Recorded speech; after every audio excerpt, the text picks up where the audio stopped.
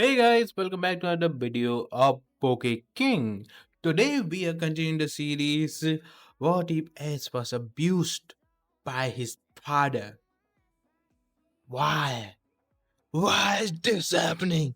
Why do you have to die? This was something about just the right emotion when Ace's mother died in the very first episode of the series. So if you wanna watch that, just go ahead, check out the description, I button link or something like that to find out the playlist option. So without any more delay, let's begin today's episode. And if you are new to the channel, don't forget to subscribe and turn on the bell icon for upcoming episode updates and many other series. So let's begin finally. Last time he was using his new bag his parents stole for him. It was a rather high-end bag, but not for style. It was the first version of a badge that used a Pokeball's pocket dimension mechanics to carry everything. His bag had 4 pockets. In the front pocket he placed his spare Pokeballs along with his wallet.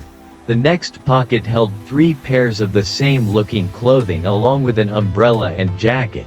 The pocket after that held his tent, sleeping bag, and some flint and steel, until he got a fire type. The last pocket held all of his first aid supplies along with a couple of potions, super potions and a few antidotes. It also held his book of herbs, which was to help him distinguish poisonous, non-poisonous, edible, non-edible, and healing plants. Once had packed everything and he went back downstairs. His bag swung onto his back and with 3 Pokeballs in hand, he threw the balls at his friends, who didn't fight back at being captured. Ash then picked the Pokeballs up and exited the front door to begin his journey. Now it has been 3 hours since Ash left his home in Pallet Town. The one word he would use to describe his current feeling would be liberation. He felt liberated. He had felt freer than he has ever felt before. Now don't get him wrong. Thanks to his new family he was able to explore the world a lot sooner than most would. It's just that he had to remain in Pallet Town until his 11th birthday.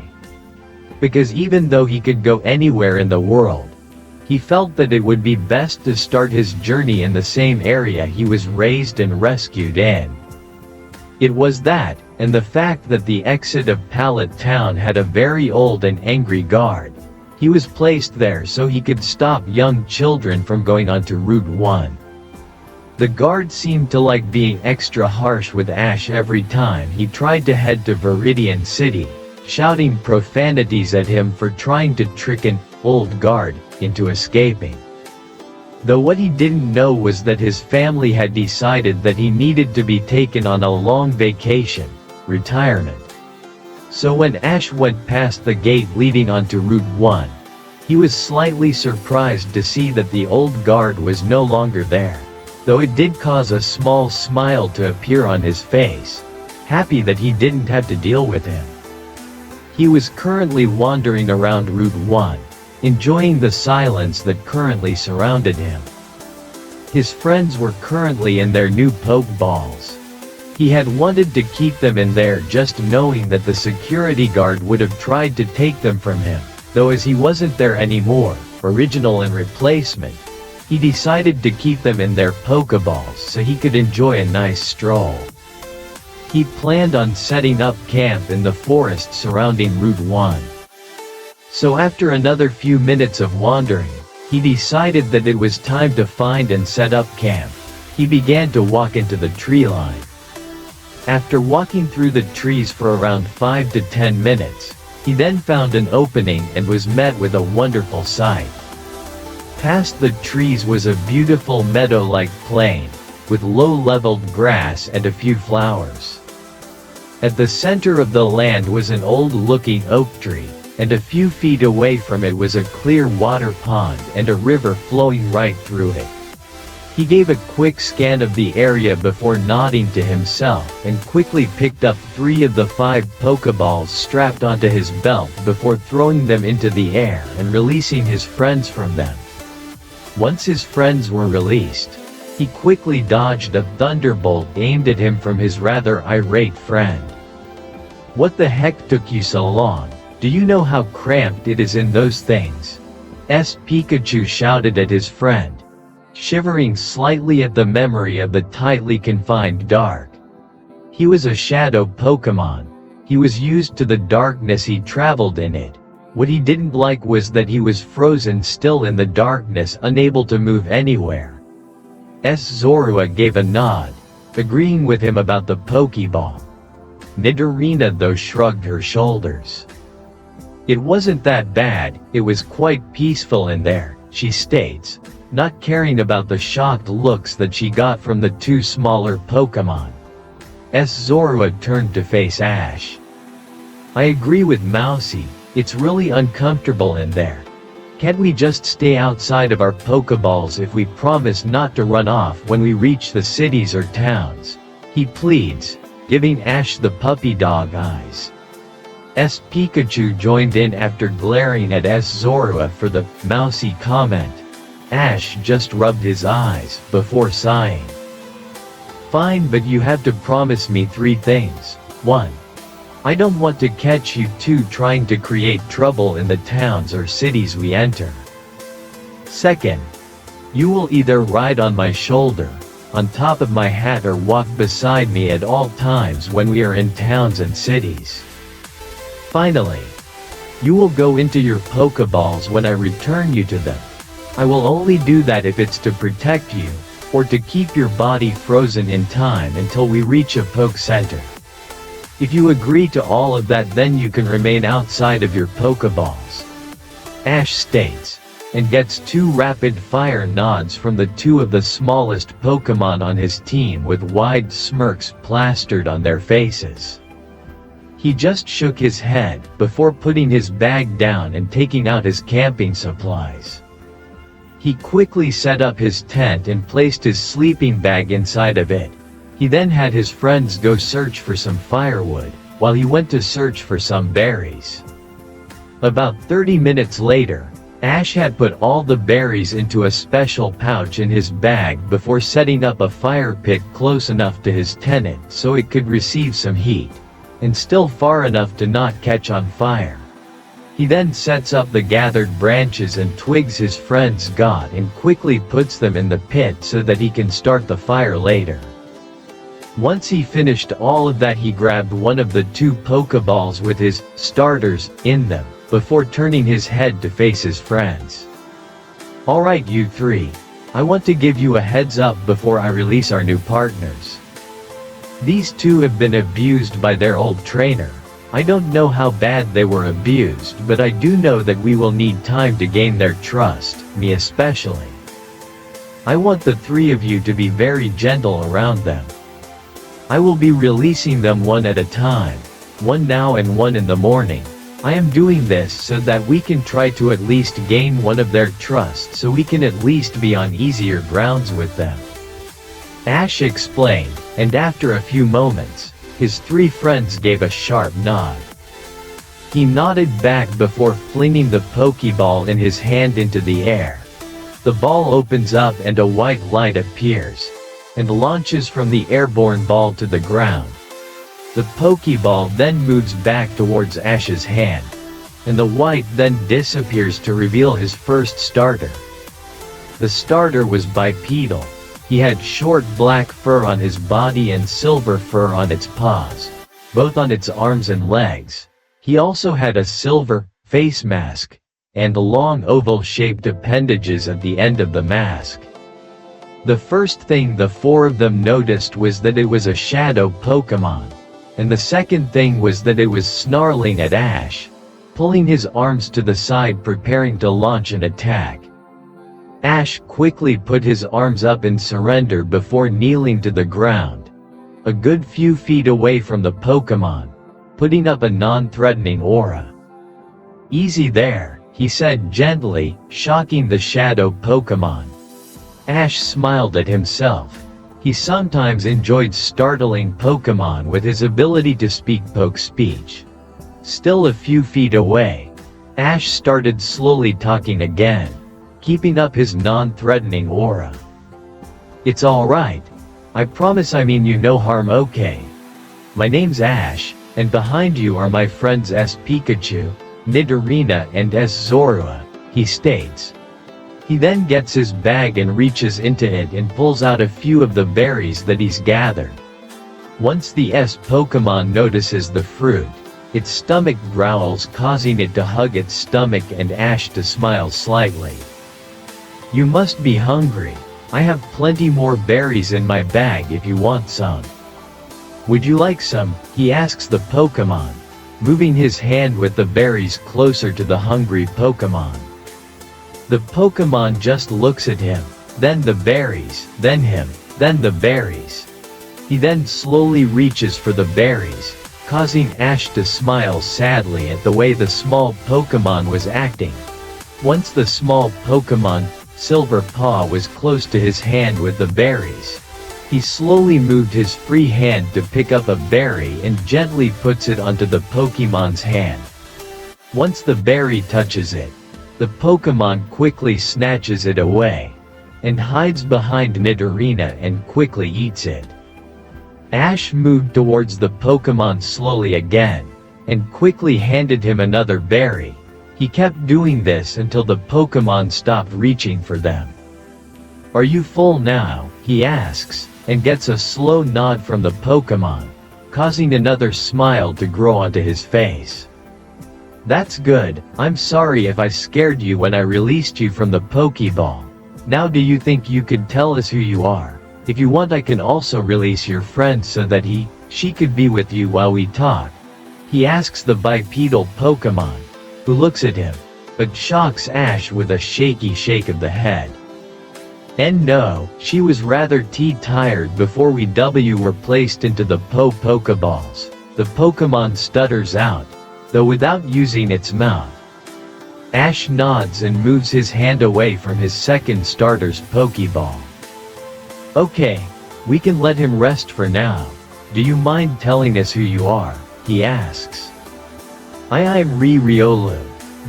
Well and S Riolu." Ash smiles and nods towards the shadow Pokémon, giving him a gentle smile. "It's very nice to meet you. As you can already tell, I have two other S Pokémon with me who is rather friendly, though fair warning, don't get between Mousy and his Ketchum," he states, before moving his head to the side, just in time to dodge a thundershock launched by said Mousy. "Don't call me Mousy," S Pikachu grumbles out, causing both S Zorua and Nidorina to let out a slight chuckle. S Zorua then turns to face the sitting Pokémon. "Well, I would like to properly welcome you to this team of crazies, where adventure and fun never seem to end," he states, happily jumping up and down. Everyone else, bar S Riolu, seemed to glare at their jumping friend. S Zorua then stopped jumping and stared at them. What it's true, Pikachu has an addiction to ketchup stronger than a Snorlax's belly. Nidorina has a strange urge to stab her food with her horn. I always have the urge to jump for no reason. And let's not forget about our sweet trainer Ash, he says in a giggly voice. He quickly moves towards S Riolu and whispers into his ear. Once he finished, S Riolu gained a blush on his cheeks, which was noticeable due to his dark fur color. Though he soon falls to the ground as Nidorina moves to perform body slam on an unsuspecting and jumping S Zorua, and it was a critical hit. S Zorua groaned out and tried to wiggle out from underneath Nidorina, but once she got out she was electrocuted by S Pikachu and then was returned to his Pokeball for an indefinite amount of time. After all of this had happened, they heard something chuckling, and it was coming from S Riolu, who became quiet after he noticed that everyone's attention was on him. After a few moments, everyone then fell laughing. Their laughing continued for another minute or two. Then the group of 5 were all laying down on their backs or stomachs. They all sighed. Then Ash moved to sit up and stared at the sky and noticed that it was evening as the blue sky turned to amber. Looks like it is almost dinner time. Why don't the two of you help Riolu in getting acquainted with you guys? I'll set out your bowls of food, Ash says, before turning to look at Riolu. You don't mind sharing with Riolu, for now, do you? Once we enter the next town I will stop by the breeder center so that I can prepare some food for him. Once he said this, everyone gave him a nod before dragging the puppy of the group away. They went to the edge of the pond and began a simple game of 20 questions. So, what do you think of Ash? Pikachu asks him, and he stutters a bit with his answer. He seems nice. How long have you guys known him? Riolu asks. This caused the two of them to let out a slight, Well, I would have to say about 5 to 6 years, maybe longer. We've known him for so long, we were his first and only friends when he was younger, Nidorina states, which causes Riolu to look at them in shock. Really, I thought that he would have had some friends of He stops his question and flinches back when the two Pokémon in front of him begin to snarl slightly. The two quickly squash down their anger before giving an apologetic look towards Riolu. Sorry about that, Pikachu states, rubbing the back of his head. Nidorina does the same. That's a sore subject for all of us, more so to Ash than the rest of us, Nidorina says, causing Riolu to look at them in confusion. Before he can ask, Zorua appears out of nowhere, spooking the three of them.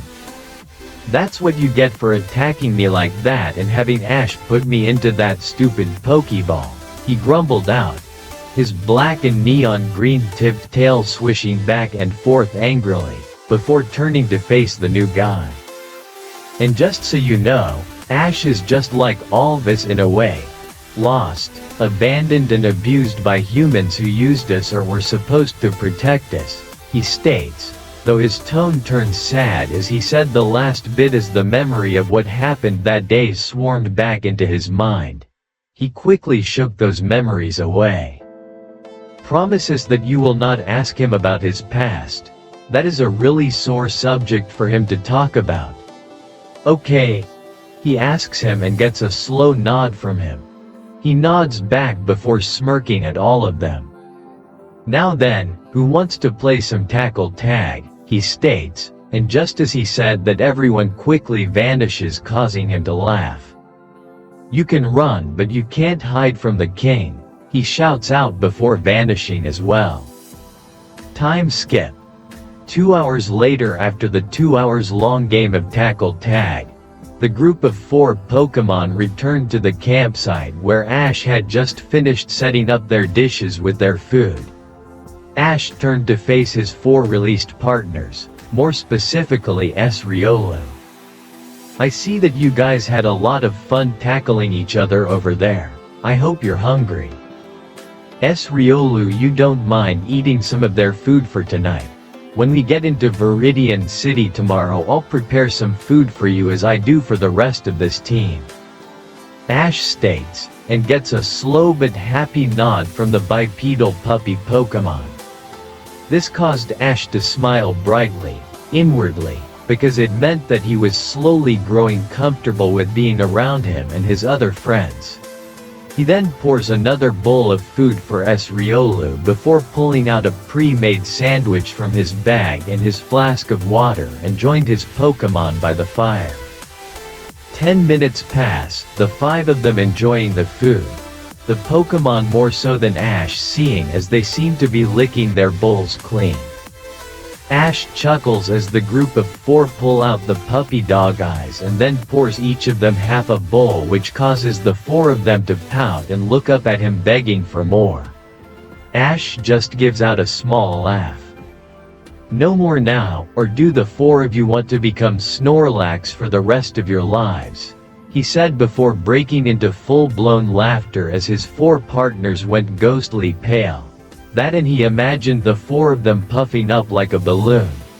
Their fat jiggles every time they walk.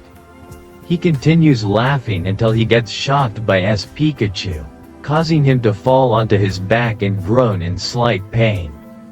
The rest of his sandwich gets fried as well, making it inedible. Okay, no more jokes about Snorlax, well none that they can hear anyway, Ash says to himself mentally, with a slight smirk before sitting back up. The Pokémon finish their extra half a bowl. S. Pikachu and S. Riolu add more sticks, branches, twigs into the fire pit. The group of 5 are now sitting around the campfire, enjoying the peace surrounding them. They remain silent for a few more moments before Ash decides to speak up. Hey guys, what do you think about me giving you nicknames? He asks. This causes the 4 Pokémon to look at him in confusion. I wouldn't mind it, but is there any reason why you're thinking of this now rather than before? Nidorina asks, while the other 3 just stare at Ash. 2 of them wondering the same thing. Haven't thought about it so much until now, mainly because I wanted to keep you guys hidden from the others in Pallet Town.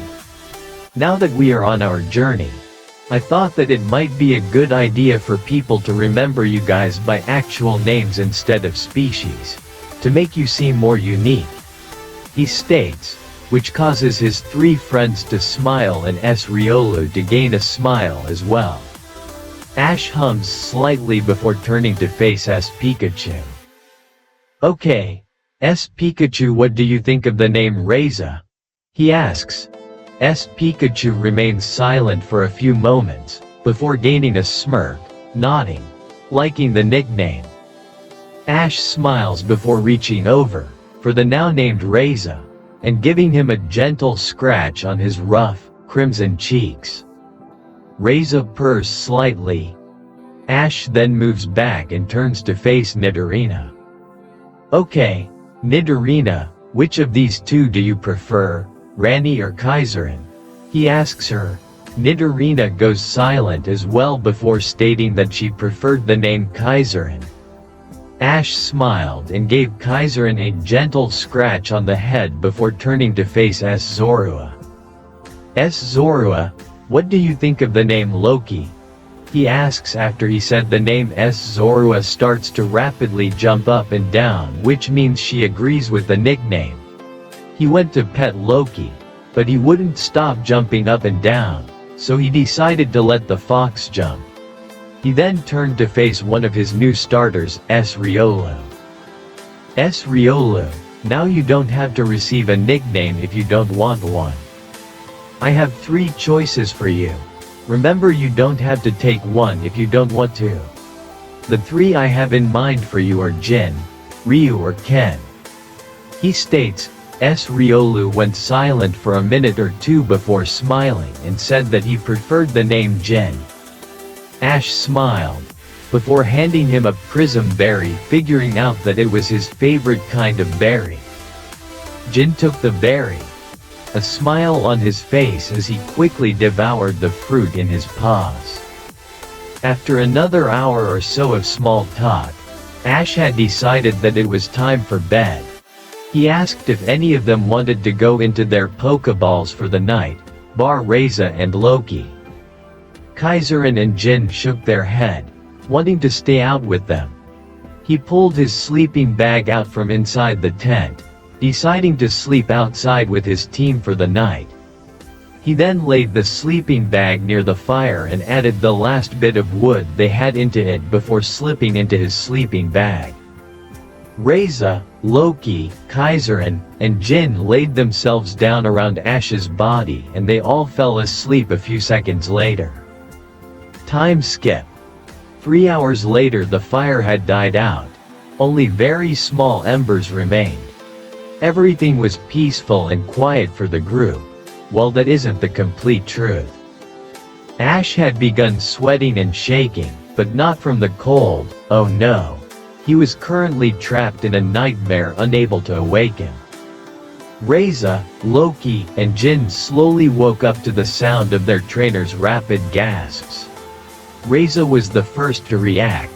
As he usually slept on Ash's chest, he knew that he was currently stuck in another nightmare, one about his past. He quickly hopped off his friend's chest and moved towards his ears, letting out soft, gentle cooing noises into the boy's ears. Loki did the same, after realizing what was going on. Jin though was confused and frightened. He had felt the boy's aura change from a kind and strong to one filled with fear. Pure unadulterated fear. What's going on? He asks, rather scared. Kaiserin was the one to reply. It's a night terror. He hasn't had one of these in a long time, she states. Jin had known what night terrors were, having them himself from time to time. He didn't expect his trainer to have any, from how his aura felt. Wha, remember when we told you how he was treated, how it was the same treatment we received? That was a lie. Ash has had rough since the day he could walk until our group, Pack, rescued him. He has been beaten over and over. We had others with us, to care and relate to us. Ash had no one for so long. We are all he has in this world. Kaiserin states, before moving towards Ash's head and curling around it. After 10 minutes, Ash's shaking stopped, hopefully meaning the end of his night terror. Jin hopes. Reza and Loki shimmied themselves into the sleeping bag, keeping their heads on either side of Ash's. Jin remained awake for another couple of minutes, watching as his trainer's frantic aura calmed. He hadn't expected to have another trainer, but what shocked him the most was that he was just as, if not more, damaged than him and her. He didn't move for a few more minutes, his mind still swirling with the newly received info and what he had just witnessed.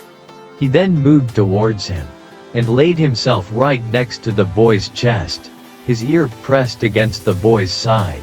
He soon fell asleep to the boy's calming heartbeat. Time skip.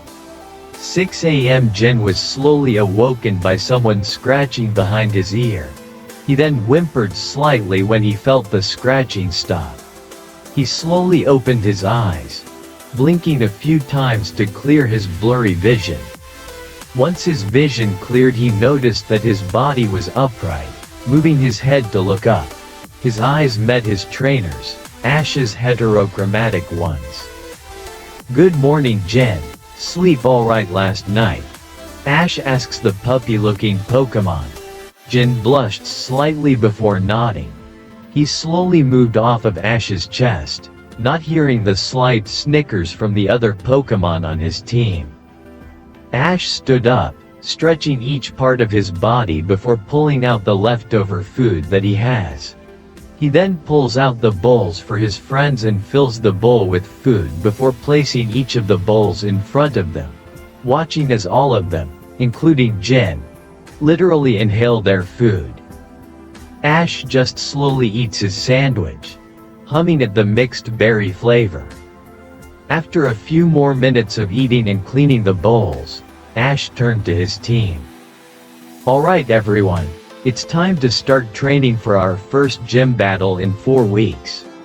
1 week will be spent here and the other 3 will be spent in the Viridian Forest. The first gym is a rock type, so I plan to use Jin and Reza.